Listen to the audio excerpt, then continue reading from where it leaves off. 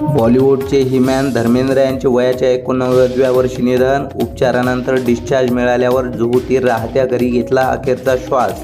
त्यांच्या निधनाने सिनेसृष्टीत मोठी पोकळी झाली निर्माण. न्यायमूर्ती सूर्यकांत यांनी भारताचे 53वे सरन्यायाधीश म्हणून घेतली शपथ. महाराष्ट्राच्या सत्ता संघर्षाचा महत्त्वाचा निकाल आता त्यांच्या खंडपीठासमोर असणार. खटल्याचा अंतिम निकाल 21 जानेवारी 2026 रोजी लागणार. मंत्री पंकजा मुंडे यांचे पीए अनंत गर्जे यांना पत्नीच्या आत्महत्येप्रकरणी अटक. गोरीच्या वडिलांनी मानसिक छळाचा गुन्हा नोंदवला होता. वरळी पोलिसांनी ताब्यात घेऊन आज कोर्टात केले हजर. उपमुख्यमंत्री एकनाथ शिंदे यांची धुळे जिल्ह्यातील पिंपळनेर येथे आज सभा. पिंपळनेर नगर परिषद निवडणुकीसाठी पहिली सभा असल्याने सर्वांचे लक्ष वेधले. काँग्रेस प्रदेशाध्यक्ष हर्षवर्धन सपकाळ यांचा भाजपवर घणाघाती हल्लाबोल. म्हणाले, काँग्रेसने 75 वर्षात चौफेर विकास केला, मात्र भाजपने फक्त खोटे आश्वासने आणि खोटारडेपणा दिला. घनसावंगी व्यापारी महासंघाच्या अध्यक्षपदी भीमराव गाडवे यांची नियुक्ती, तर उपाध्यक्षपदी आसेफ खा पठाण यांची निवड. व्यापारी समाजाच्या हितासाठी प्रयत्न करणार असल्याचे गाडवे यांनी सांगितले. दत्तवाडी खामगाव येथील शाळेचा चेहरा मोहरा बदलला. मुख्याध्यापक बाबूलाल राठोड सरांनी लोकसहभागातून केली बोलकी शाळा. त्यांच्या उपक्रमाबद्दल होत आहे सर्वत्र कौतुक व अभिनंदन. मांजरी बुद्रुक येथील ग्रामदैवत मांजराई देवी व पीरबाबांचा वार्षिक उत्सव. 4 दिवस चालणाऱ्या उत्सवात संदल, पालखी आणि लोकनाट्य तमाशाचे आयोजन. उत्सवाच्या अखेरच्या दिवशी 47 कुस्त्यांचा आखाडा रंगणार. हदगाव तालुक्याच्या नायब तहसीलदार सुमन कराळे लाच घेताना रंगेहात पकडल्या. रॅशनची नोंद आणि ऑनलाईन एंट्रीसाठी 5,700 रुपयांची मागितली होती लाच.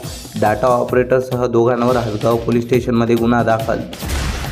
रायझिंग स्टार इंग्लिश स्कूलमध्ये प्राध्यापक गौरव भंडारे सरांनी केले मार्गदर्शन. हायस्पीड मॅथ व मेमरी डेव्हलपमेंटवर दिली सविस्तर माहिती. जलद गणिताचे महत्त्व पटवून दिल्याने मुलांना झाले आकर्षण. माजी मुख्यमंत्री अशोक चव्हाण यांच्या मतदारसंघात वाहतूक समस्या वाढली. मुख्य रस्त्यावर अवैध पार्किंगमुळे कोंडी नित्याची. राजकीय मंडळी आणि प्रशासनाच्या दुर्लक्षामुळे नागरिक त्रस्त. आंतरराज्यीय अवैध शस्त्रनिर्मिती व तस्करी रॅकेटचा पर्दाफाश केला. पुणे पोलिसांनी मध्य प्रदेशातील उर्मती गावात केली मोठी छापेमारी. कारवाईत 36 जणांना ताब्यात, 50 भट्ट्या नष्ट. श्री क्षेत्र माहूरगडावरील रेणुकामाता मंदिराच्या पायथ्याशी व्यावसायिकांचे स्थलांतर सुरू. प्रशासनाच्या आवाहनाला सकारात्मक प्रतिसाद देत काही दुकानदारांनी प्रतिष्ठान केले रिकामे. गडावरील लिफ्ट आणि स्कायवॉकच्या कामाला गती मिळणार. विकासासाठी जागा मोकळी करावी, प्रशासनाकडून सर्वांना विनंती. डोमे गावचे शेळकत दाम्पत्य भागवते एका गरीब मानसिक रुग्णाच्या औषधीचा खर्च. स्वतः शेतात मजुरी करून करतात. दरमहा 6,000 रुपयांचा खर्च. त्यांच्या या मानवतावादी मदतीमुळे गाव व परिसरात कौतुक. मुरबाड येथील जिल्हा परिषद शाळा क्रमांक 1च्या विद्यार्थिनींनी केली उत्कृष्ट कामगिरी. ज्योतिरामला आर्ट ऑफ मेरिट अवॉर्ड मिळाला. 20 विद्यार्थी सन्मानित. एकूण गोल्ड, सिल्वर आणि ब्रॉन्झ मेडल मिळवून शाळेचा केला गौरव. उरण नगर परिषद निवडणुकीसाठी शिवसेना महायुतीच्या प्रचाराचा झाला शुभारंभ.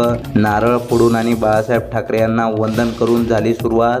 नगराध्यक्षपदासाठी 4 तर 21 नगरसेवक पदासाठी 48 उमेदवार रिंगणात. पालकमंत्री अतुल सावे यांच्या उपस्थितीत नांदेडमध्ये महत्त्वाची बैठक.